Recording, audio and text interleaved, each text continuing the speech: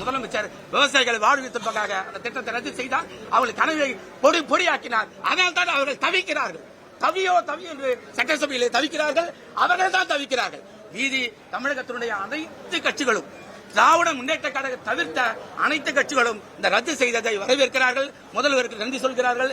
தமிழக வாழ் உரிமை கட்சியோ, நமது சீமானந்தன் அவர்களோ, வேல்முருகன் அவர்களோ, எல்லா அரசியல் கட்சிகளும், அதிமுக உட்பட அத்தனை பேரும் ரத்து செய்ததை வரவேற்கிறார்கள். திராவிட முன்னேற்ற கழகம் என்று தத்தி அப்படியே தத்தளிக்கிறார்கள். காரணம், அவர்களுடைய முதலீடு, அவர்களுடைய வளர்ச்சி தமிழகத்தின் வளர்ச்சி அல்ல, அவர்களின் வளர்ச்சி. தமிழகத்தின் வளர்ச்சியை மதிப்புமிகு முதல்வர் பார்த்துக் கொள்வார்.